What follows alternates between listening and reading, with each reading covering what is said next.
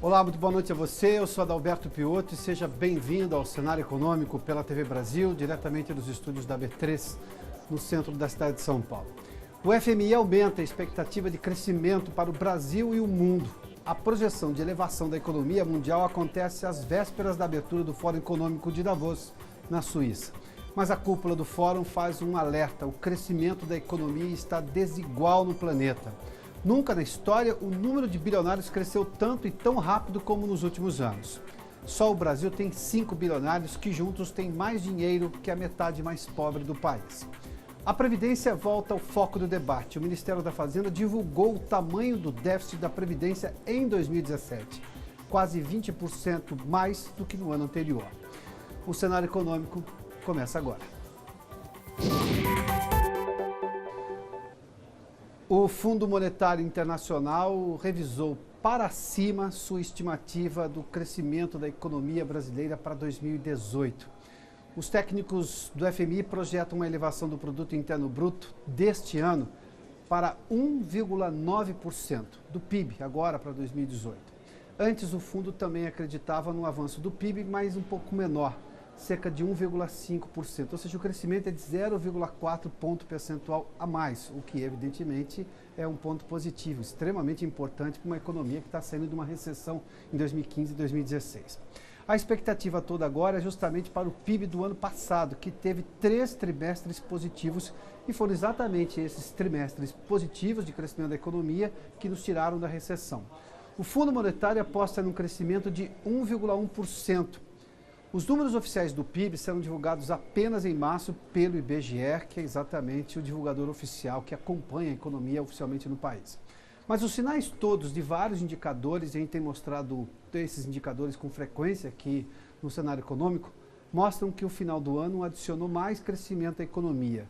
Tanto o monitor do PIB da Fundação Getúlio Vargas, que falamos na semana passada, como o índice de atividade econômica do Banco Central, que também trouxe números recentemente, que faz um acompanhamento mensal, diferentemente do IBGE, que faz a cada trimestre, mostraram crescimento nos números do ano passado, ou seja, haverá uma soma, uma adição de crescimento nos últimos 3 trimestres, portanto, um crescimento que deve superar 1% também agora na aposta do FMI. Agora, falando de mundo, o Fundo Monetário Internacional aumentou a previsão de crescimento para o planeta. Na média, evidentemente, saiu de 3,7% para 3,9%. Isso tudo para chegar nessa média, levando-se em conta que em alguns lugares o crescimento é bem menor que isso, é a China que leva para cima. 2 observações importantes aí. Nos últimos 2 anos, ou seja, à exceção de 2017, 2015 e 2016, o Brasil puxava para baixo o crescimento da economia porque teve recessão. Agora o Brasil está se somando aos países que estão crescendo no mundo. Sobre isso, inclusive, o Ministério da Fazenda, o ministro da Fazenda, Henrique Meirelles, como boa parte do mercado brasileiro, estima que o crescimento brasileiro será bem maior do que 1,9% na estimativa do Fundo Monetário Internacional. Deve se aproximar do crescimento mundial, ou seja, no Brasil vai ser de 3%, no mundo a média agora do FMI de 3,9%.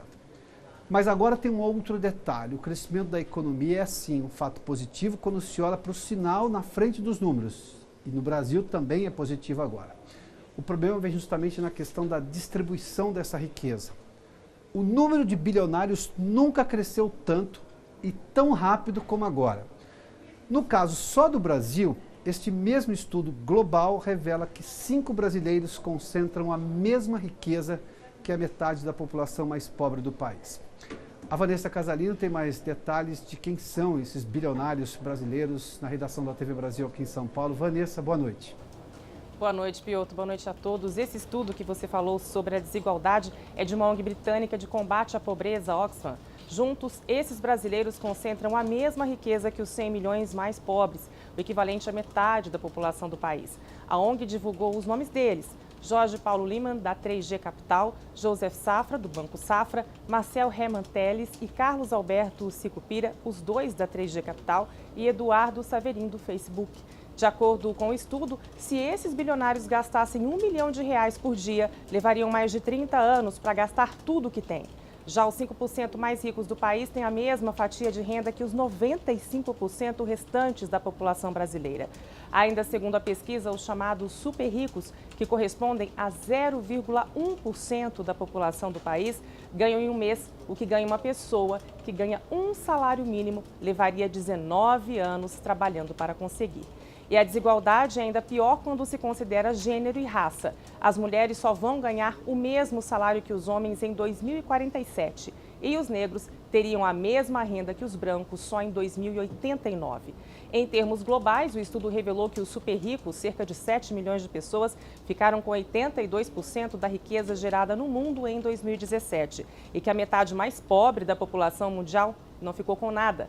Já o número de bilionários registrou o maior crescimento da história e em cada 10 deles, 9 são homens. Já entre os mais pobres, a maioria é mulher. Um crescimento da concentração da riqueza que se deve aos rendimentos em bolsa e à distribuição de lucros e dividendos, segundo o estudo.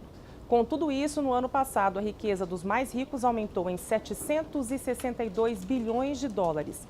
Quantia que, segundo a ONG, seria suficiente para acabar com a pobreza extrema mais de 7 vezes. Piotr. Os números chamam a atenção para esse aspecto, sobretudo na questão do gênero, na tentativa de igualdade. Há já movimentos no mundo de melhorar a situação da mulher nesse comparativo médio entre o que ganha uma mulher que presta o mesmo tipo de trabalho e o que ganha um homem. E há movimentos que remontam aos anos 90 ainda.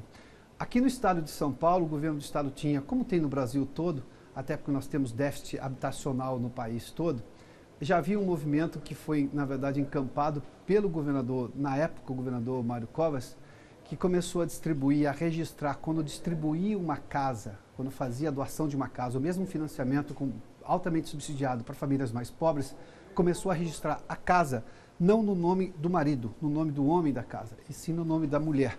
Porque vários estudos da época mostravam justamente isso. Quando se registrava o nome do marido, às vezes o marido vendia a casa e deixava a família completamente pobre, claro, com a mãe. Com essa inversão, o governo do estado começou a colocar a CDHU, que é a empresa que evidentemente constrói casas, começou a colocar o nome, o registro da casa no nome da mulher. Porque mesmo que o marido a abandonasse, a casa ficava com ela e a situação seria um pouco menos ruim, levando-se em conta por esse aspecto. Mas há uma série de coisas ainda que precisa ser feita justamente para melhorar essa desigualdade que tem não só no Brasil como no mundo. O fato de não ser só no Brasil não é um problema menor. O problema é que a gente tem que resolver o que a gente está fazendo agora, o que cada um está fazendo para melhorar esses grandes desafios que nós temos hoje no mundo. O Ministério da Fazenda divulgou hoje o déficit do INSS em 2017. O resultado aponta para um rombo de quase 19% superior a 2016. Nós estamos falando das contas do INSS. Vamos conversar em Brasília com o repórter Pedro Pontes. Pedro, boa noite. Os números colocam a Previdência no foco do debate nacional ainda mais, né? Bem-vindo. É verdade, Piotr. Boa noite a você, boa noite a quem acompanha o cenário econômico pela TV Brasil. O rombo previdenciário atingiu no ano passado 268 bilhões e 790 milhões de reais. Esse déficit é a soma do INSS, o Instituto Nacional do Seguro Social, sistema público que atende aos trabalhadores do setor privado e dos regimes próprios dos servidores públicos da União. Segundo números da Secretaria da Previdência do Ministério da Fazenda, o rombo é 18,5% maior que o registrado em 2016, quando alcançou 226 bilhões e 880 milhões. O valor do rombo no ano passado foi o maior da série histórica.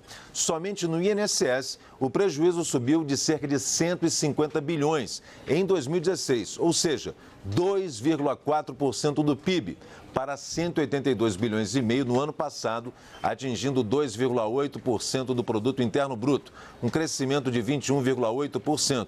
ou de quase 33 bilhões de reais. O Ministério da Fazenda informou ainda que a maior parte do déficit do INSS está relacionado com a Previdência Rural, que sozinha responde pelo resultado negativo de pouco mais de 111 bilhões e meio.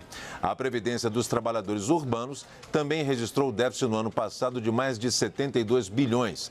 Para 2018, a expectativa do governo é de um novo crescimento no rombo do INSS. A previsão que consta no orçamento já aprovado pelo Congresso Nacional é de um resultado negativo de 280 bilhões de reais.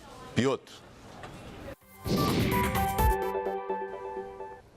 Muito obrigado, Pedro. 2017 foi um ano de recuperação da economia brasileira, com vários setores mostrando números melhores de produção e venda ou de melhora das expectativas. Um deles foi o de motos. O setor teve desempenho de fabricação um pouco menor em 2017, mas com uma recuperação importante no volume de crédito concedido para aquisição de motocicletas, sobretudo a partir de setembro do ano passado. Eu conversei mais cedo com o presidente da Associação Brasileira dos Fabricantes de Motocicletas, Marcos Fermanian. Acompanhe.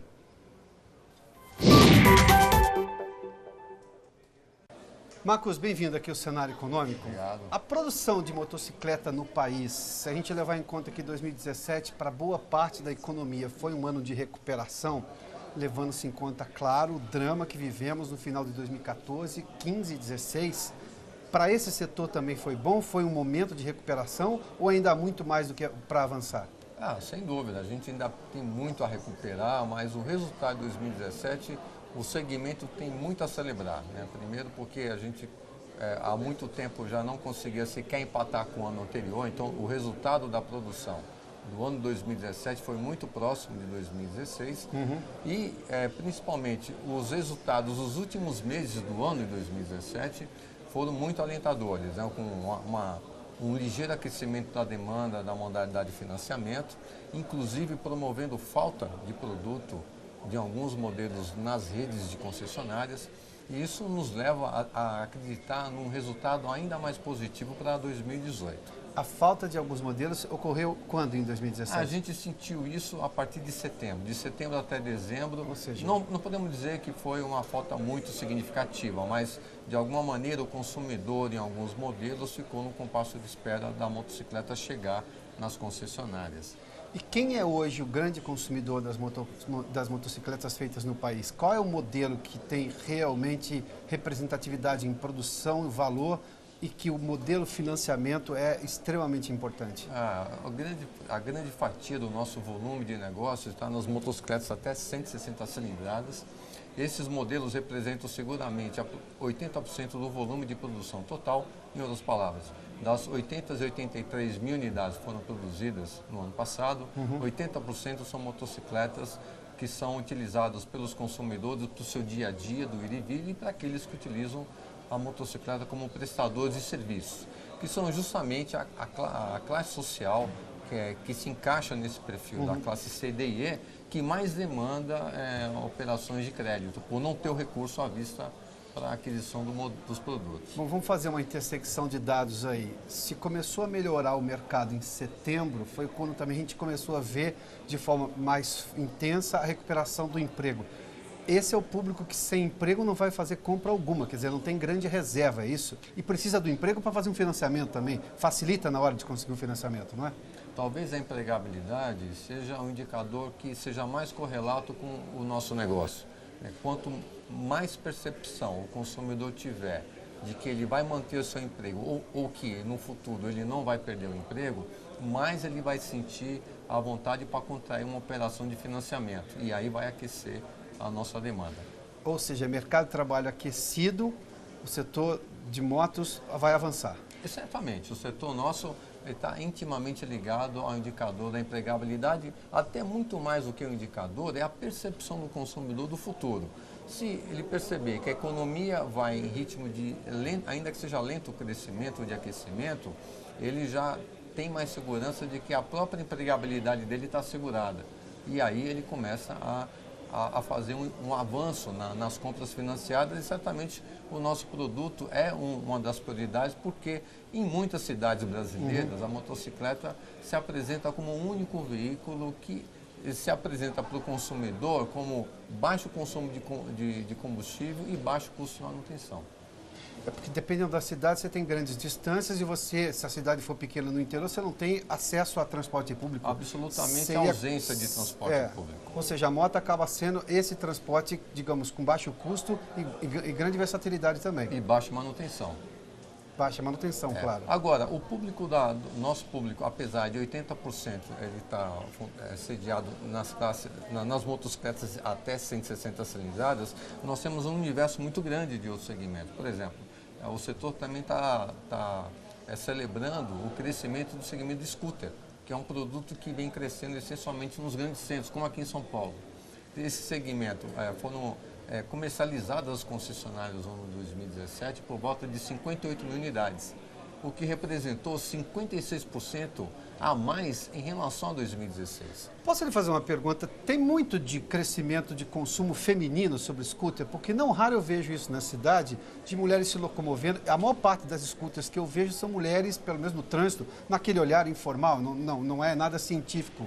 Quer dizer, também um crescimento do poder de compra da mulher com acesso ao mercado de trabalho também favorece essa questão das scooters especificamente? Eu diria que esse produto é um produto extremamente interessante porque ele atinge não só o público masculino como o feminino, ele é alternativa, acaba sendo alternativa para toda a população, independente do sexo, como uma alternativa ao trânsito caótico que os grandes centros hoje têm. Sim, claro. Então isso atinge tanto o homem quanto a mulher, talvez seja o produto mais eclético, vamos dizer assim, mais equilibrado entre o masculino e o feminino. Eu vou lhe fazer uma pergunta que eu sei que não é das mais simples, mas lá atrás, moto sempre foi associado com uma questão de insegurança maior, de possibilidade de um acidente maior. Nós não tínhamos lei específica para o uso de capacete, isso era muito pouco fiscalizado, não ocorre hoje, a fiscalização é bastante intensa. Aqui na cidade de São Paulo, pelo menos, se vê toda hora policiais fazendo batida e se não tiver sem equipamento de segurança, apreende e acabou. Esse tipo de coisa preocupa a indústria também, de ter um consumidor que leve em conta a sua segurança, porque, obviamente, se as pessoas perceberem que é mais seguro, que hoje você não tem aquela sensação de segurança do passado, as vendas vão aumentar. Há essa preocupação por parte da indústria também? A indústria é preocupada com o nível de agressividade do trânsito como um todo. Né? O que a gente percebe é que a nossa sociedade está cada vez mais agressiva, com o aumento do tráfego e do trânsito, acaba todos os usuários das ruas no Brasil, a convivência das pessoas. A convivência fica um conflito muito mais difícil. Né? Então isso, de certa forma, nos preocupa, porque o pedestre, se você olhar o pedestre, o ciclista, dos quais a gente também representa, os motociclistas, os automóveis, os ônibus, os caminhões, tem que tomar muito cuidado com os mais fracos, né? Nessa ordem. Então aí o poder público tem que estar muito atento, né, a essa questão para desenvolver medidas públicas a fim de contribuir, né, para que essa briga, né, esse conflito, ele diminua no trânsito brasileiro. Marcos, antes você fez menção a recuperar alguns números que a indústria já teve. Quando é que foi alto o número de venda de motocicletas no país? Foi recentemente, 2010, 2011? 2011 nós tivemos o pico, produzimos mais de 2 milhões de unidades, nós caímos agora para um pouco menos de 1 milhão. No ano 2018, como a gente falou, o mês de janeiro, por exemplo, já dá sinais muito mais favoráveis do que foi janeiro do ano passado. Para você ter uma ideia, o emplacamento diário até agora está em 3.565 motocicletas em todo o Brasil. No ano de 2017, esse número no mês ficou em 3.073. Então nós estamos falando de um crescimento da grandeza de 3.500 para 3.100, um número muito significativo. Então isso já nos ajuda, né, a consolidar a ideia. 15% e 20% a mais. A mais, sem dúvida nenhuma. Então isso nos ajuda a ter mais confiança nos números que nós estabelecemos para 2018, que era de ter um crescimento de 5,9 com 935 mil unidades na produção.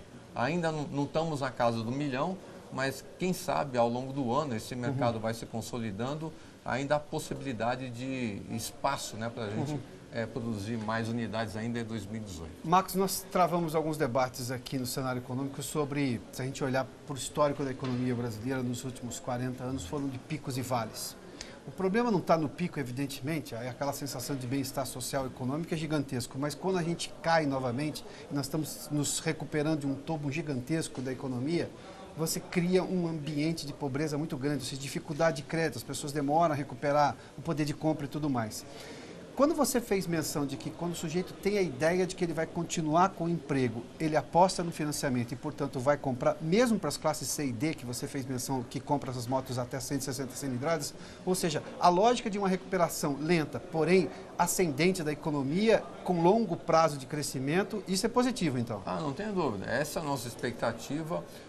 Lembrando que essa classe da população brasileira, C, D e E, foi fortemente impactada pela inflação, né, de corrosão do poder de ganho também.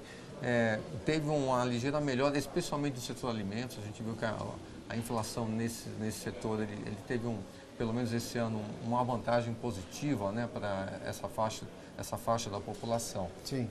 Então, sobrando mais recursos, consegue ter recursos para realizar seus sonhos em outros bens de consumo, como no caso da motocicleta.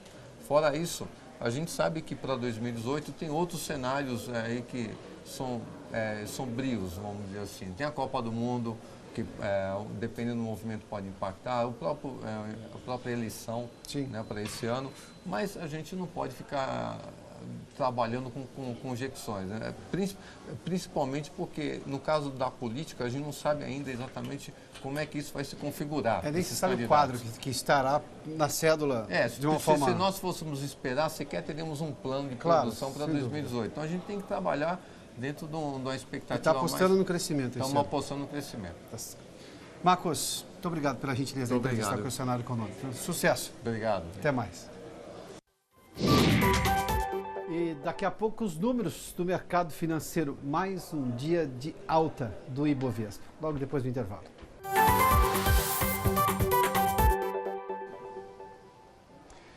Já de volta ao estúdio do Centro de Operações da Bolsa, nós temos os números do mercado financeiro com uma alta do Ibovespa na abertura da semana.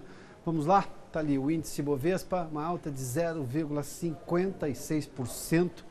Importante, uma alta expressiva logo no começo da semana, numa semana de sucessões de alta que tivemos na semana passada, uma sucessão de altas na semana passada, 81.675 pontos, e o dólar comercial, uma alta de 0,24% a R$ 3,21, mudou o sinal, na sexta-feira tinha caído, hoje subiu o dólar comercial. O índice de confiança da indústria registra alta nos primeiros dias de 2018. Os dados são da Fundação Getúlio Vargas. O Maurício de Almeida está conosco na redação da TV Brasil, no Rio de Janeiro. Maurício, boa noite. Olá, Piotr, boa noite. A pesquisa prévia da Fundação Getúlio Vargas sobre a confiança da indústria nos primeiros dias do ano de 2018 registrou essa alta de 0,5. Agora, no acumulado, esse índice chega a 99,9 pontos. É o maior índice de confiança desde setembro de 2013. A indústria também está utilizando mais a capacidade instalada. Atualmente utiliza 74,8% de todo o parque industrial brasileiro. Esse índice também representa o maior desde dezembro de 2015. A pesquisa foi realizada com 721 empresários entre o dia 2 e 18 de janeiro. O resultado final do índice de confiança da indústria no mês de janeiro vai ser divulgado no próximo dia 29 de janeiro e, segundo a Fundação Getúlio Vargas, provavelmente vai terminar com uma alta ainda maior, seguindo os dados que foram apresentados na semana passada pela CNI, a Confederação Nacional da Indústria, que também apontou o aumento do otimismo do empresário em todas as regiões do país. Certamente é um bom início de ano para a indústria que vai se refletir no aumento do emprego. Piotr.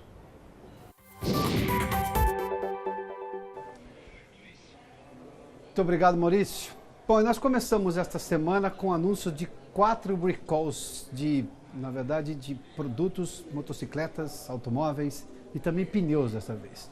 2 deles são do setor automotivo e, como você sabe, nós temos informado aqui no cenário econômico, a razão é sempre por problemas de segurança. Não se faz recall no Brasil por qualquer outra razão que não seja por problema de segurança. Vamos dar uma olhadinha nesses recalls? Vamos lá. A Renault está convocando os proprietários do Kwid, fabricados entre os dias 9 e 16 de setembro de 2017, para a substituição do berço do motor. O rompimento da solda defeituosa pode provocar perda de dirigibilidade e risco aos ocupantes.